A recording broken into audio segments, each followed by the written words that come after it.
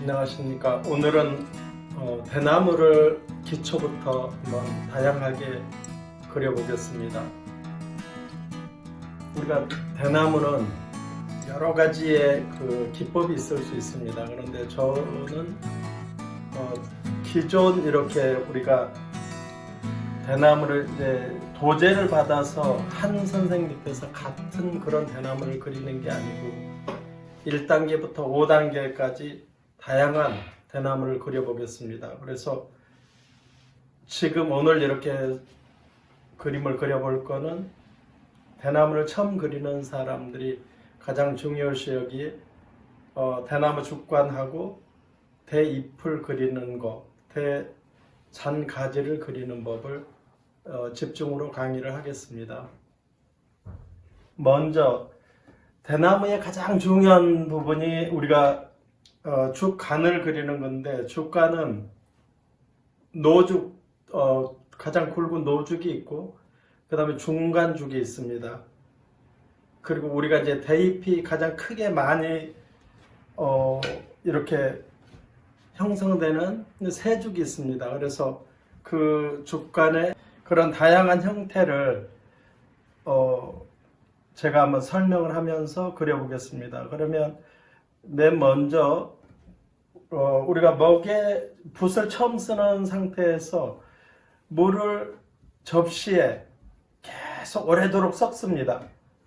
이렇게 오래도록 섞다 보면 물이 입자가 고와지는 그런 이렇게 감이 올 때까지 오래도록 이렇게 맹물이지만 섞고 다시 이 상태를 앞지에다가 털고 나서 끝에 먹색을 녹목을 묻히면, 자, 이걸 바로 우리가 먹색을 꺼서 이렇게 했을 때는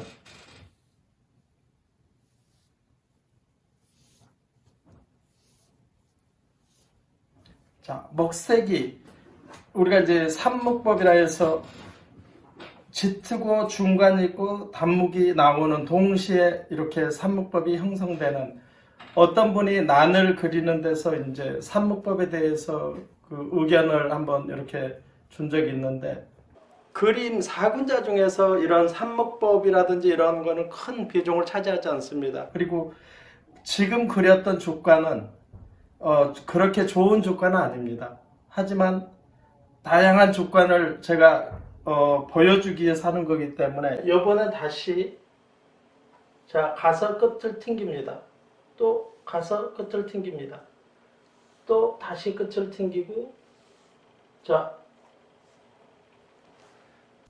이렇게 나오니까 전혀 다른 죽관이 됐죠. 그러면 이번 다시 끝에 먹을 묻혀서 이번에는 죽관을 그냥 세워서 가보겠습니다.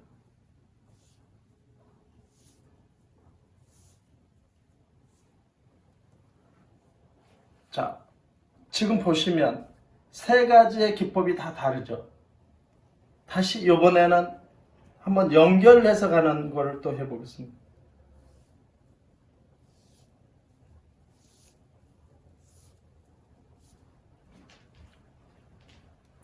자, 지금 현재 네 가지의 주관이 다 다른데 이번에는 가장 힘이 안 들어가는 기본적인 주관을 해보겠습니다.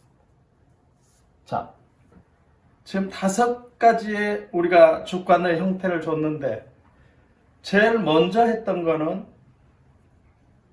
어떤 특징을 가지고 있을까요? 그러면 자, 밑에서 역입을 하고 가서 살짝 듭니다. 또 그 다음도 가서 살짝 듭니다. 이렇게 그냥 이렇게 자동으로 만들어져서 가죠. 그 다음에 두 번째 주가는 가서 끝을 튕겼죠. 또 가서 끝을 튕기죠. 또 가서 끝을 튕기죠. 우리가 이 지금 두 개는 보시다시피 손목을 이용해서 그리는 거고, 자 다시 이 세 번째, 이 지금 이제 앞으로 저희가 프로가 되고 잘 그리려면 이 주관을 해야 되는데 붓을 역입을 하고 탁 세워서 그대로 움직이지 않고 탁 붓을 세워서 가는,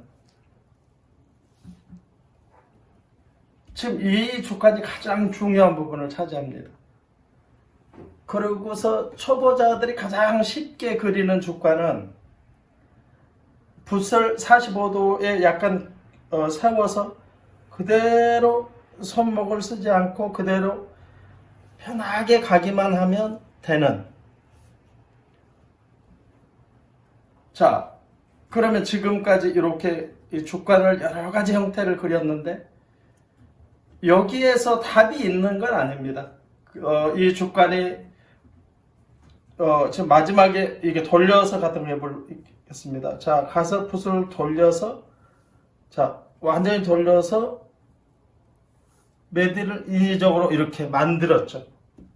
그러면 보는 사람에 따라서 이 대나무 주관이 나는 이 기법이 좋고 이렇게, 또 어떠한 그림을 가르치는 사람에 따라서 그 주관이 굉장히 우수하다고 자꾸 주장할 수 있는 겁니다. 그렇지만 대나무를 그리는 사람은 다양한 주관을 이해를 할 수 있어야 되고, 하지만 그 이해를 하는 부분을 너무 한 부분에만 치우쳐서 그리면 대나무를 치지 못하고 항상 그린다는 소리를 듣습니다. 그래서 이 대나무의 지금 주관을 제가 그리면서 이거는 설명 위주였고, 저는 다음부터 이렇게 설명은 한 번씩 하겠지만 제가 가장 선호하고 꼭 이렇게 그려야 된다는 거 위주로 주관을 이렇게 치고 공부를 하겠습니다. 이거는 혹여 제가 대나무를 어떤 걸 칠 때 나는 이게 좋은데 이게 법인데 이렇게 주장하고 우길 수 있는 사람도 있기 때문에 제가 다양한 대나무 주관을 그리는 법을 여기에 일부러 이렇게 시범을 보이고 이렇게 설명을 해주는 겁니다. 그러면 여기에서 어느 정도 이렇게 마르면 농북을 가지고 우리가 이제 그 메디를 넣는데, 메디는 이 상태는 따라가면서 세울자가 되고 거의 한일자가 되고 약간 여덟팔자로 바뀌어가는데, 모든 메디가 앞에 시작도 역입하고 뒤에서도 해봉하고 이런 것들을 자연스럽게 하는 겁니다. 그러면 자, 맨 밑에 거는 세 글자처럼 보이는 이유가, 대마디를 이렇게 보시면 정면에서 보면 한일자로 보이고 아래 내려다 보이면 세 글자로 보이고 위로 이렇게 올려 보이면 약간 여덟팔자 형태를 하고 있습니다. 그래서 이거는 아래쪽 하고, 자, 여기에 한일자처럼 가운데서는 이렇게 이게 중간 메디가 되겠고, 위는 많이 이렇게 보이기 때문에 이게 상이 되겠죠. 그러면 그림을 그릴 때 지나치게 아래라 해서 이렇게 가고, 위는 너무 딱딱하게 한일자로 가고 위는 이렇게 많이 휘고, 자, 이게 하나 있을 때는 상관이 없습니다. 하지만 대주관을 보통 그리면 3개, 4개, 5개도 그리는데 다음 거를 할 때도 똑같이 이렇게 가고 그 다음도 한일자가 되고 똑같이 이렇게 휜다면, 자, 얼마나 인위적으로 이게 보이겠습니까? 그래서 이 아래쪽도 세 글자가 아니고 여덟팔자 모양으로 가다가 한일자도 됐다가 반대로 세 글자처럼 위에는 또 될 수도 있습니다. 이거는 이론과 현실이 다르다. 그림이 조화가 우선하기 때문에 사군자를 그리던 앞으로 해화를 그리던 모든 그림을 그리는 사람은 조화를 훨씬 더 우선시해야 될 부분이 더 많습니다. 그래서 대나무지만 지금 그런 부분은 제가 여기서도 앞으로도 강의를 하겠지만 수없이 많은 대나무를 그리면서 조화가 훨씬 더 우선된다는 것을 강의를 하겠습니다. 이유는 우리가 지금 현재 대나무를 강의할 때 어떻게 강의를 하냐면 계자운책이라는 400년 전에 중국에서 나온 책을 정말 조그마한 책으로 우리나라에 들어왔는데 그게 목판으로 책이 만들어진 겁니다. 근데 그거를 따로따로 우리가 이렇게 그 대나무를 어떤 작가 거의 일부, 또 난도 어떤 작가 일부를